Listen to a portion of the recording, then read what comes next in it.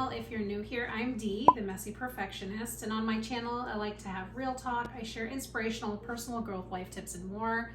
Lately I've been sharing a lot about my personal health journey, particularly VSG, but today I'm doing something a little different. As you can see, we are in my kitchen, and I thought I would share with you guys how I do some meal prep.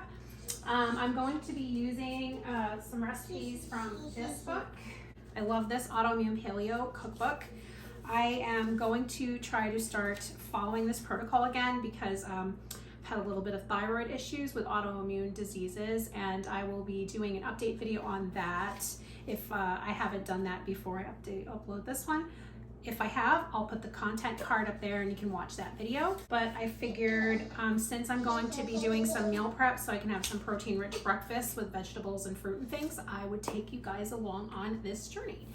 So as you all know, if you've been following along, you know that I work out 4 to 5 days a week at the gym. And I deal with chronic fatigue as well as my thyroid issues and physical chronic pain from other things like that. So with chronic fatigue, you are pretty limited on energy, and so meal prep really helps with that. Meal prep is great for helping you get on track, stay on track, to eat healthy, those kind of things, as we know. But really, when you deal with chronic fatigue, mine hits in the afternoon really bad, and I have to nap generally for a couple of hours sometimes. But what I have to do is have my food prepared. I will typically come home from the gym and I will do some cleaning and do my meal prep so that maybe later on all I need to do is throw my food in the oven. This is actually getting some stuff ready for breakfast. So today I'm going to be making the garlic sage chicken patties. They are a wonderful breakfast. They kind of taste like sausage almost, but they're chicken, and you use boneless, skinless chicken thighs and grind your own chicken up. And there's a reason in paleo why they like using darker meat versus whiter meats, and I cannot remember for the life of me the reason for that, but yeah, I encourage you to look into this autoimmune paleo book if you have autoimmune disease like I do with my thyroid. It's really dropped my antibodies down by thousands when I did it last time. And because my antibodies are so high right now, I thought it was time to start looking at this and kind of doing some things with this protocol again. So my goal is probably going to be, once again, to eliminate gluten, which stinks because I really enjoyed making my own sourdough bread. And then I think that'll be the hardest thing, again, giving up. And then dairy, which I don't eat a lot of dairy, but I have been having cheese once in a while again, so maybe that part won't be that hard because it's not like I'm eating a lot of it. But anyway, here we go.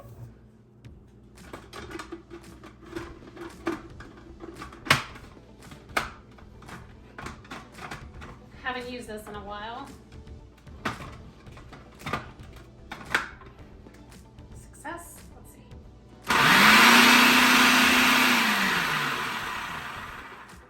So in Mickey's book, to make these breakfast chicken patties, she fries them in a pan. When I'm batch cooking, I just find it's easier to bake them in the oven. And so I have a cookie sheet here that I will be lining with some parchment paper.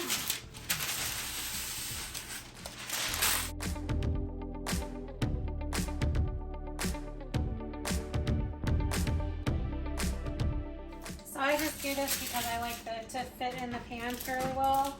And just, it's easy enough to just kind of, you saw what I did, just slice around it a little. And now we're gonna go ahead and get all our ingredients together.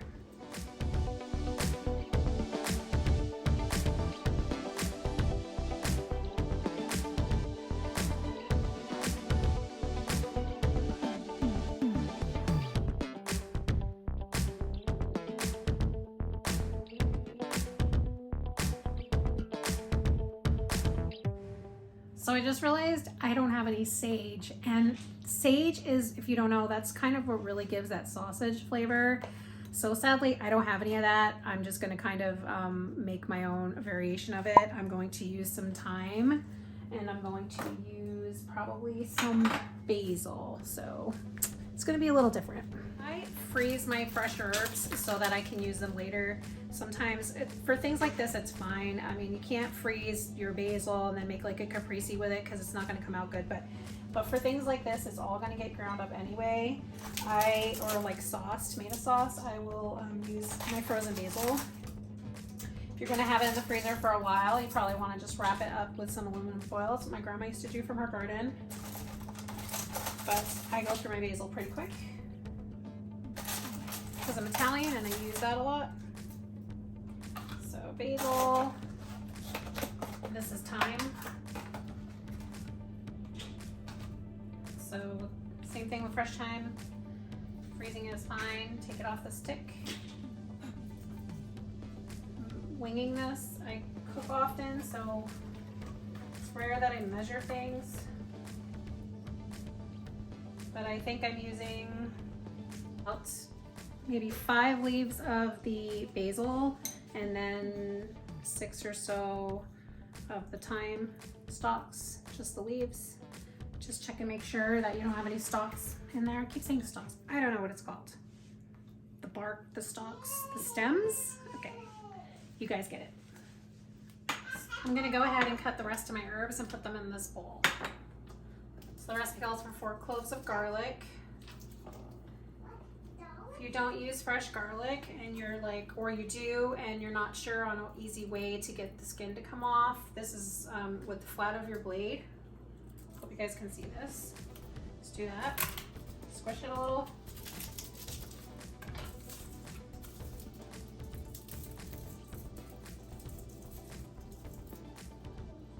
And the skin will come right off of it.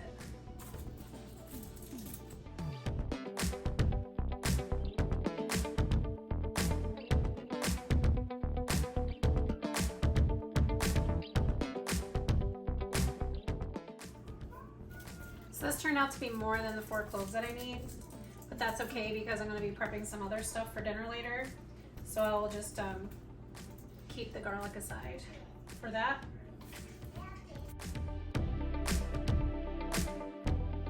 And because this is all going in the food processor, you don't have to take the time to dice everything really small. It's fine. It should all chop up. So 1 clove, 2 cloves, 3, 4. I'll save these guys for later for my other meal that I'll be cooking. Now for half an onion, right? Half an onion.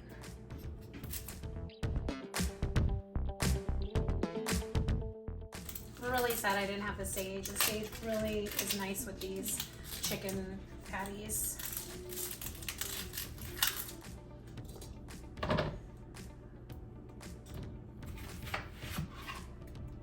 I can use the other onion later.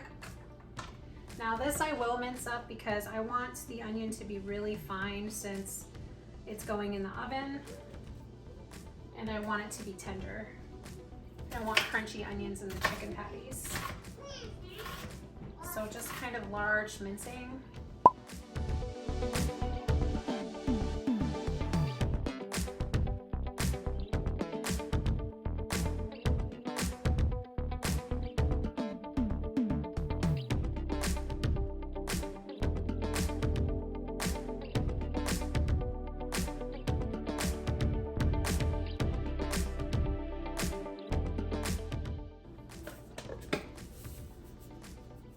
Go ahead and put my salt in there, and I'm adding some pepper.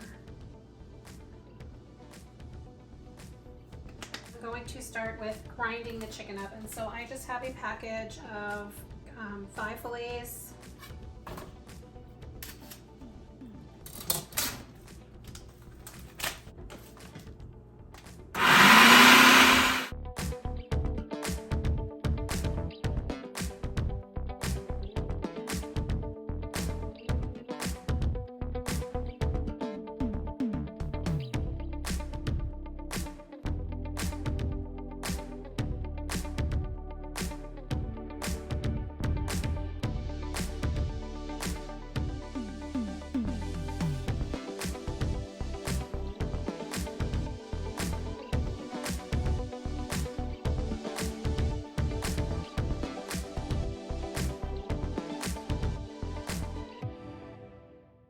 I'm checking to make sure all the chicken is ground.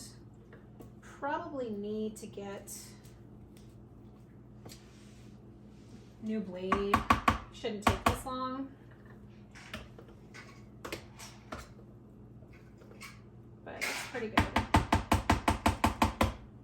Because we're not frying them, we're gonna go ahead and add the fat into the chicken. So I'm using rendered duck fat because for paleo, you use typically things like coconut oil and rendered animal fat. So I'm gonna try the duck fat today. I've never used it before. I'm hoping it's fine. So this is what I'm using. It calls for 4 tablespoons because like I said, you'd be frying in it. So since we're not frying them, we're just gonna bake them in the oven. We don't want them to be these dried, you know, little bricks. I'm gonna add the fat to it, but I don't know if I'm gonna add full 4 tablespoons. I think I'm gonna just start with 2. I think that'll be enough to keep that chicken moist, you know, because you're using chicken thighs, not chicken breast with the fat on it, so it should be okay. So I'm just using a regular kitchen tablespoon too, by the way.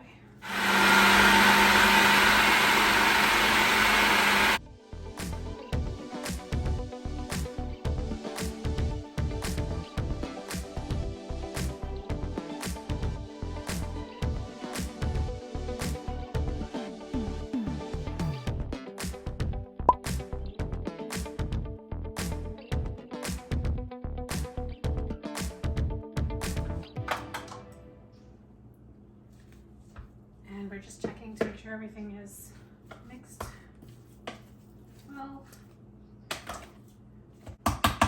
It's looking good, it's smelling good.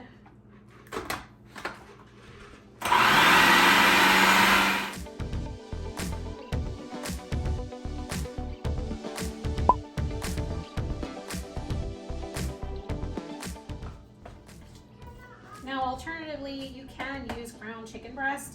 I have done that in the past, but it is a little bit drier because the meat is leaner, so you might want to add more of that fat to put back in so they don't taste so dried out.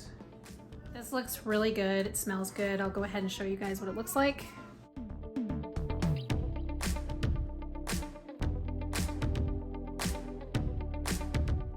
See the consistency of it. Everything looks blended. And now for the grossest part where we have to actually make the patties and then we dredge them in the coconut flour and put on our parchment paper to bake in our oven at 400 degrees.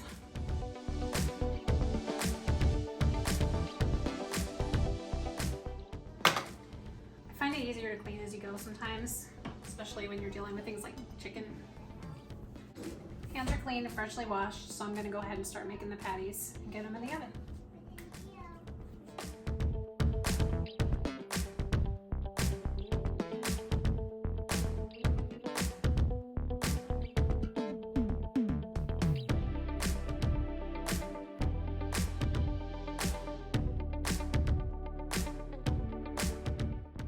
If you really want to be perfect, you can measure your patties out.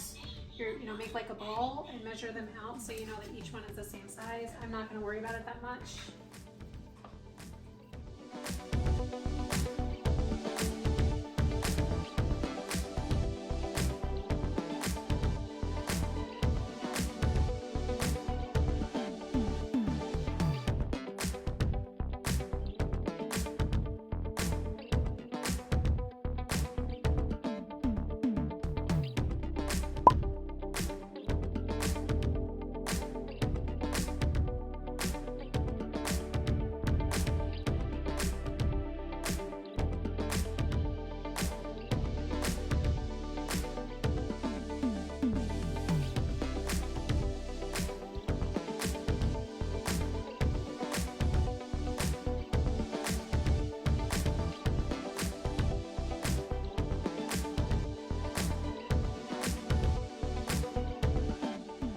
So now we are ready to put them in the oven and cook them for about 20-25 minutes.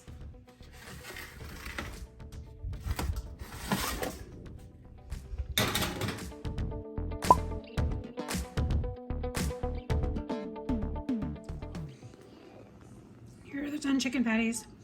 They came out really good. Not greasy, not too dry, mean, maybe I could have added a little bit more oil to them, but they came out pretty darn good. It's been about 2 hours. I just went ahead and put my chicken patties, I wrapped each one individually in wax paper and popped them in the freezer. I kept a few out for breakfast for a few days. So yeah, it took about 2 hours to do that, and also make a cauliflower mac and cheese, which made a full 13 by 9 pan, so we'll have plenty of leftovers. I may have to freeze some of that as well. And that was with like picking up the kitchen, you know, cleaning off the counters and things like that. And so that was it. If you guys enjoyed this, let me know and I can do some more things. It's hard. I've never done this before. I'm trying to film myself and get ingredients out, so I feel a little sloppy with it, but just love that recipe for a great autoimmune paleo breakfast. The only thing is I did add black pepper, and typically pepper, any kind of nightshades, is not allowed on AIP. Thought about that after I went ahead and added it. And usually eat them, you have one with like a little bit of either fermented vegetables and some fermented vegetables of sorts. I bought a beet and cabbage kraut that's fermented. I used to ferment my own vegetables, but I did not do that, and it takes some time, obviously, and I don't know where all my stuff is to ferment veggies. So usually I have a little bit of that, one of the patties, and if you haven't had VSG and you have worm in your belly, you can have like half a grapefruit, and it's a great way to start your day. It's very different than the typical American breakfast, but I felt really good when I did it before, so hopefully I feel good now, and I hope that it helps my thyroid. I really need those antibodies to come down. So thank you for watching, and I will talk to you guys later. Bye.